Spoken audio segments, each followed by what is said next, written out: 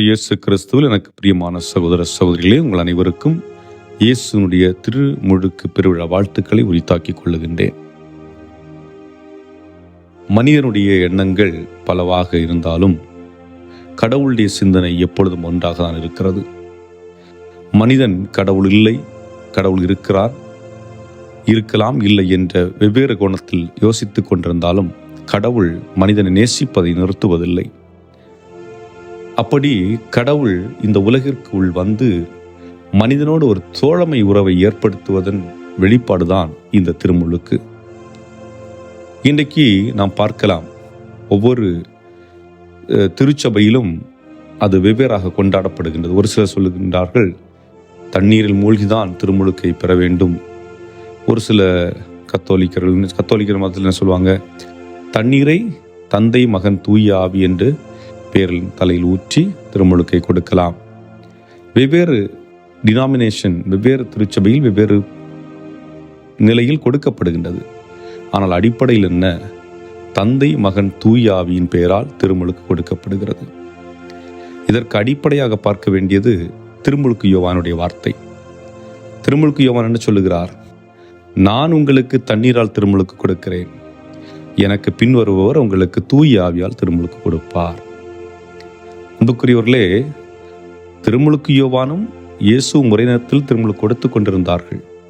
ஆனால் இயேசுடைய திருமுழுக்கு தூய ஆவியானவரால் கொடுக்கப்படுகின்ற ஒரு திருமுழுக்கு. அப்படி என்றால் நீங்களும் நானும் பெற்றிருக்கின்ற அந்த திருமுழுக்கு யார் கொடுத்த திருமுழுக்கு? தூய ஆவியாரால் பெற்றிருக்கின்றோமா அல்லது வெறும் தண்ணீரால் பெற்றிருக்கின்றோமா என்பதை நாம் புரிந்து கொள்ள வேண்டும். காரணம் என்னவென்றால், திருமுழுக்கு என்று சொல்லுகின்ற பொழுது அது தூய்மையின் அடையாளம். ஒன்று, கடவுள் என்னை தன்னுடைய பணியை ஆற்றுவதற்காக அழைக்கின்றார். ஏன் நான் இவ்வாறு சொல்லுகின்றேன் என்றால், இயேசு திருமுழுக்கு பெறுவதற்காக போகின்றார், திருமுழுக்கை பெறுகின்றார். ஆனால் இயேசு திருமுழுக்கு பெற்ற அந்த நிமிடம் முதல் என்ன நிகழ்கிறது? அவருடைய கல்வாரி பயணம் ஆரம்பமாகிறது. திருமுழுக்கிலிருந்து நேரே கல்வாரி பயணம் ஆரம்பமாகிறது. அப்படி என்றால் என்ன? நாம் திருமுழுக்கு பெறுகின்ற பொழுது நம்முடைய இறை திட்டம், கடவுள் நமக்கென்று வைத்திருக்கின்ற அந்த திட்டம் ஆரம்பமாகிவிட்டது. அந்த திட்டம் என்பது சுகபோக வாழ்வு என்று நாம் சொல்ல முடியாது. நிச்சயமாக அதில் கரடுமுரடான இன்பம் துன்பம் கலந்ததாக தான் இருக்கும். ஆனால் அதை நாம் வாழ வேண்டும் என்பதற்கு தான் அழைப்பு விடப்படுகின்றது. இந்த திருமுழுக்கு என்று சொல்லுகின்ற பொழுது அது ஒரு பணியை செய்வதற்கு என்ற ஒரு முதல் சிந்தனை. இதற்கு நாம் பழைய ஏற்பாட்டில் பார்க்க வேண்டும் என்றால், மோசே ஆரோனை அழைத்து ஆரோனை முதலில் தண்ணீரால் திருமுழுக்கு கொடுக்கின்றார்.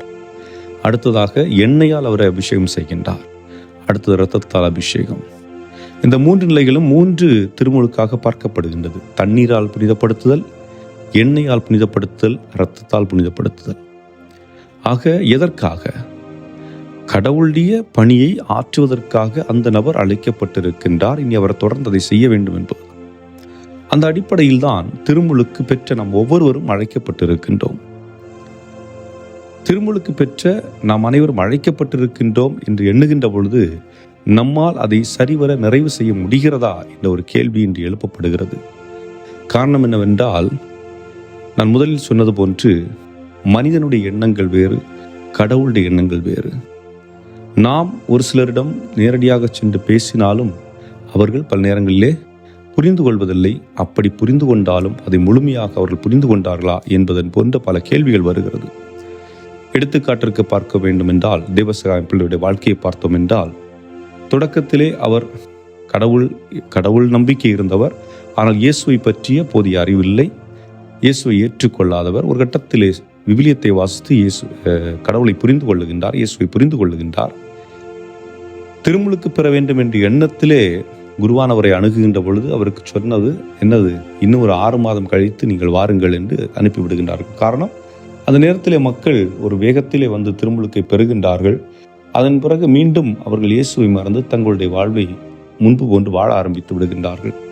ஆக அப்படி எடுக்க வேண்டிய அவசியம் இல்லை. நீங்கள் எப்பொழுது உங்களுடைய மனதார திருமுழுக்கை இயேசுவை ஏற்றுக்கொள்ள வேண்டும் என்று விரும்புகிறீர்களோ அப்பொழுது வந்து பெற்றுக்கொள்ளுங்கள் என்பது போன்ற ஒரு டைரக்ஷன் அவர் கொடுக்கப்படுகிறது. அந்த அடிப்படையிலே அவர் பிறகு சென்று திருமுழுக்கை பெற்றுக்கொள்ளுகின்றார். இன்றைய காலகட்டத்திலும் பலர் வந்து கேட்கின்ற பொழுது உடனடியாக கொடுக்கப்படுவதில்லை. அவர்களுக்கு அதற்குரிய பயிற்சி, அதற்குரிய ப்ரிப்பரேஷன்ஸ் எல்லாம் கொடுக்கப்பட்டு தான் திருமுழுக்கு கொடுக்கப்படுகிறது. காரணம் என்ன? திருமுழுக்கை பெறுகின்ற பொழுது, இயேசு திருமுழுக்கு பெற்ற பொழுது ஒரு குரல் கேட்கின்றது, இவரே என் அன்பார்ந்த மகன். நாம் திருமுழுக்கை பெறுகின்ற பொழுது இயேசுனுடைய பிள்ளைகளாக மாறுகின்றோம். அவர் நம் ஒவ்வொருவரையும் பார்த்து என்ன சொல்லுகின்றார்? இவரே என் அன்பார்ந்த மகன், இவரே என் அன்பார்ந்த மகள் என்று திருமுழுக்கின் வழியாக நாம் கடவுளில் அங்கம் வகிக்கின்றோம் என்பதை நாம் புரிந்து கொள்ள வேண்டும். ஆகவே அன்புக்குரியவர்களே, இயேசுடைய திருமுழுக்கை எண்ணி பார்க்கின்ற இந்த வேளையிலே நாம் நம்முடைய திருமுழுக்கையும் சற்று அலசி பார்ப்போம். பொதுவாக நம்முடைய குடும்பங்களிலே பிறந்த தினங்கள் கொண்டாடப்படுகின்றன. பிறந்த தினங்கள் என்பது ஒரு குழந்தை இந்த உலகிலே பிறந்திருக்கிறது. ஆனால் திருமுழுக்கு என்பது கிறிஸ்துவில் பிறந்திருப்பது. நாம் எந்த தினத்தை நினைவு வைத்திருக்கின்றோம்? நம்முடைய திருமுழுக்கு நாளை நினைவு வைத்து கொண்டாடுகின்றோமா அல்லது பிறந்த நாளை கொண்டாடுகின்றோமா? பல நேரங்களில் நாம் பிறந்த நாளை தான் கொண்டாடி கொண்டிருக்கின்றோம். ஆனால் உண்மையிலேயே நாம் கிறிஸ்துவில் பிறந்த நாளையும் எண்ணி பார்த்து கொண்டாட வேண்டும். காரணம் என்ன? கிறிஸ்துவின் பிள்ளையாக நான் மாற்றப்பட்ட நாள் அன்று என்பது. அடுத்ததாக பார்க்கின்ற பொழுது இது ஒரு புனிதப்படுத்தக்கூடிய ஒரு சடங்கு, தூய்மைப்படுத்தும் சடங்கு.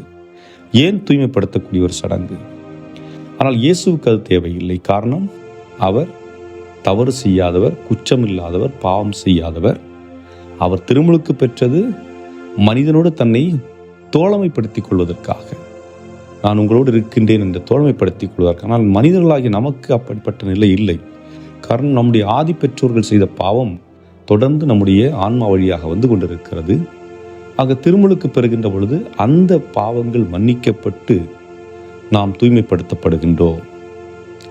ஆகவே தான் பார்த்தீர்கள் என்றால் இந்த திருமுழுக்கு சடங்கிலே ஒரு புதிய ஆடை கொடுக்கப்படுகிறது, தூய்மையின் ஆடை. இந்த ஆடை வெண்மையாக இருப்பது போன்று உங்களுடைய உள்ளமும் மனமும் உடலும் வெண்மையாகவும் தூய்மையாக இருக்க வேண்டும் என்ற ஒரு அடையாளம் கொடுக்கப்படுகிறது. அதுபோன்று மெழுகுவர்த்தி ஏற்றி அந்த தீ பற்ற வைக்கப்படுகிறது. இன்று கிறிஸ்து ஒளியாக இருப்பது போன்று நீங்களும் ஒளியாக பிறருக்கு இருங்கள் என்ற ஒரு அழைப்பு அதன் வழியாக கொடுக்கப்படுகின்றது. அதுபோன்று திருமுழுக்கு நேரத்திலே தண்ணீரால் திருமுழுக்கு கொடுத்த பின்பு எண்ணெய் பூசப்படுகிறது. எண்ணெய் பூசப்பட்டு நீங்கள் கிறிஸ்துவை பெற்றுக்கொண்டிருக்கின்றீர்கள் என்பவர் வெளிப்பாடு உங்களுக்கு கொடுக்கப்படுகிறது. ஆக தண்ணீரால் அபிஷேகம், எண்ணெயால் அபிஷேகம் நீங்கள் செய்யப்பட்டிருக்கின்றீர்கள். ஆகவே அன்புக்குரியவர்களே, இந்த திருமுழுக்கை எண்ணி பார்க்கின்ற பொழுது இயேசுடைய கல்வாரியை நாம் எண்ணி பார்த்தாக வேண்டும். ஏனென்றால் இயேசுடைய பயணத்தினுடைய தொடக்கம், மிஷனுடைய தொடக்கம் திருமுழுக்காக இருக்கிறது. அதனுடைய முடிவு சிலுவையில் இருக்கிறது. ஆக இயேசு இந்த பயணத்தை ஆரம்பிக்கின்ற பொழுது பல்வேறுபட்ட பிரச்சனைகளை சந்திக்கின்றார். சந்தித்த பின்பும் ஆனால் அவர் தொலைநோக்கு பார்வை, அந்த எங்கே எதை அடைய வேண்டுமோ அதை அடைந்தே தீர வேண்டும் என்று குறிக்கோளில் இருந்தார்.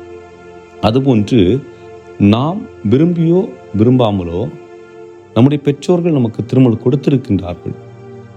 ஆனால் எதற்காக கொடுத்திருக்கின்றார்கள்? நாம் கடவுளுடைய பிள்ளைகளாக வாழ வேண்டும் என்பதற்காக.